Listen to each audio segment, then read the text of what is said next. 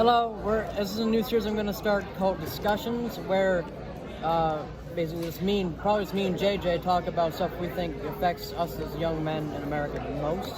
So, JJ, take it away. Weak rights, come on, man. Also, we need some more actual good role models. Not these, you know what, I'm not even going to say what I was going to say. You're supposed to fight little bitches? Yeah. I was going to say worse. That's a good point, but, another thing is that... Shut up. Another thing is that we have that... Us as young men, especially young straight white men, are affected by the most is the PC culture. Anything we say is completely ignored. Why are you recording this? Either racist or sexist. Yeah, it's true. And we can't have an opinion because we're straight white men.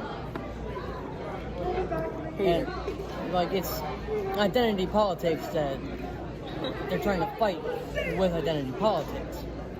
Another thing that I think that really affects us is a lack of opportunities for us. We have... Can't really get any jobs because immigrants are taking all of them. Well, not just that, but a lot of companies are being forced to hire more women than men. Even though some major companies have up to 72% women as their employees. Feminism, I hate it. Can't stand it. It's not just that, it's also this quota. It's for me to be able to get a job, say, at a company like Siemens, I could because it's a demanding job. But if I tried to get work at a hospital as a nurse, it'll probably be turned down because in favor of a woman. The same thing with social workers and paramedics. We also have to be very careful what we say, because anything we say can and will be used against us in the future. It happens all the time.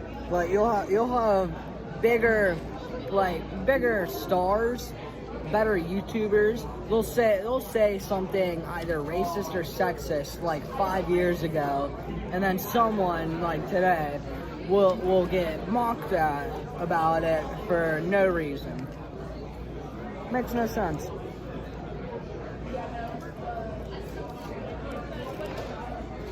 Yeah, but Oh shit. Also, what? Black Rifle Coffee Company sponsored. Just kidding. Trying to get some of that Black Rifle good. Give me a Black Rifle. I need some of that. I need that. Hear that 511 Tactical. I need some of that 511 Tactical good. That's just expensive. I don't feel like watching the video. But I think we need more people like Adam Calhoun, who are strong men in our country, so that we can look up to them. Because with young women, they have Oprah, they have what's her name, Nicki Minaj, and all these actresses and singers and politicians. They're not that good of a role model, though. But they have role models. But who do we have as role models? We have Adam Calhoun, Donut Operator, and Cody Garrett, Angry Cops, Upchurch. But they're not really featured though in any role model videos. And they're not given a lot of publicity in these talk shows because they're straight white men. Just the fact of what their views are, they don't get a lot of attention in the media. Upchurch is a country rapper who has a huge following on YouTube, but not many people know about him outside of YouTube. Adam Calhoun is a rapper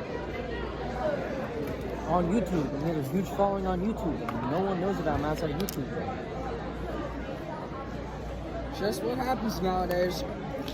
You talk about either weaponry or something having to do with you being straight, you end up getting pushed to the far end of the line, for role models. Another thing I think really affects us is the lack of empathy from I'm other gonna people. go and see Ethan. I got no. Like you have like all these organizations for young women to go to if they have issues or problems, and the public doesn't mock them for going to these organizations. And us as young men don't have a space for us anymore. Even the Boy Scouts of America has become co-ed. For the longest time, the Boy Scouts of America was that place for young men. And it was just for Boy Scouts. It was just for boys to be around other boys. That got me really mad whenever they turned Boy Scouts into Scouts of America, and it still kept Girl Scouts. It's like, that's major sexist right there, and then they get at us for being sexist. I mean, I understand why they did it, but they didn't even integrate the troops. So you have a separate troop for girls and a separate troop for boys. But that's not the point. The point is that,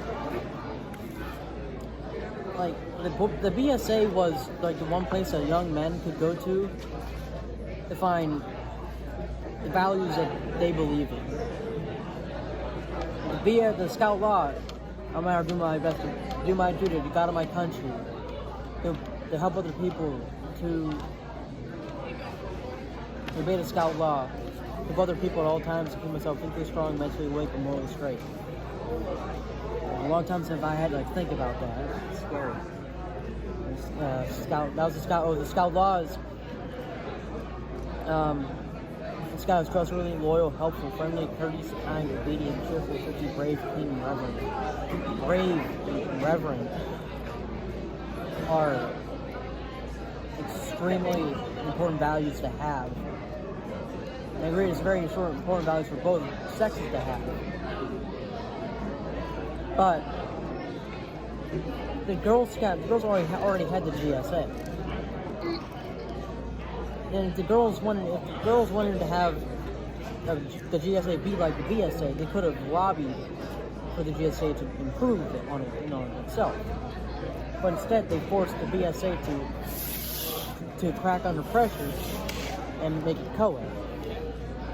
I'm saying it's a bad thing because now there's no actual space for young men to have to themselves. Because the BSA, Scout Outings was the one thing, it's the one place that young men could go and be themselves.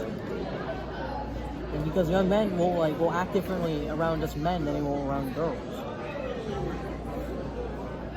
They'll be more outgoing. They'll be more confident. They'll be more honest. They'll feel more comfortable. But now if they're doing co-ed, we don't have that space anymore. Happens a lot of the time. Most of the time, feminism gets to most things that have to deal with young men or older men, almost ruining it for our gender. It's not just that, it's also that,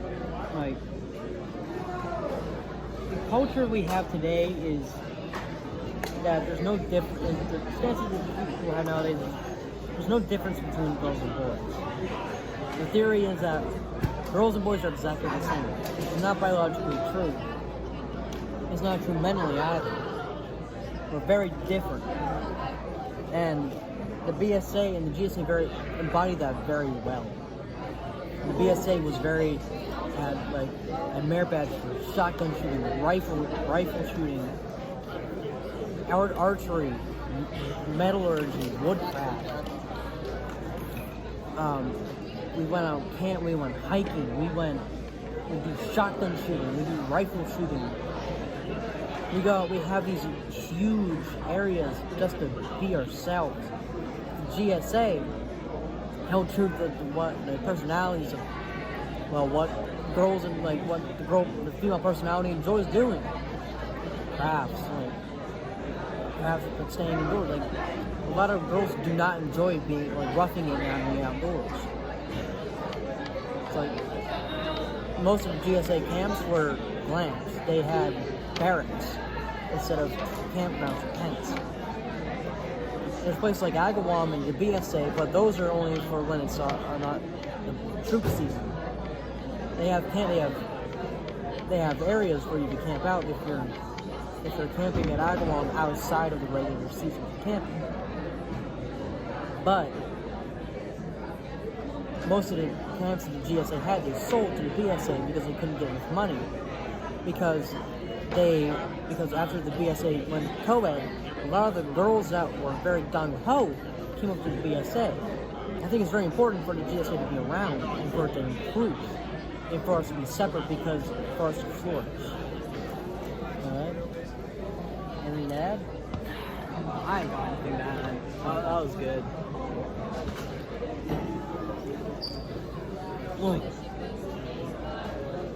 Alright, so my troop mate Adam Liggett is going to let me use his GoPro, and he's going to edit my videos for me. So the production value is going to go up, and it's not going to be the single cut bullshit anymore. So look forward to that. The next big videos are going to be Agawam and shotgun shooting. It's going to be a couple videos from Agawam and hopefully a couple videos from shotgun. Alright, we'll see you next time.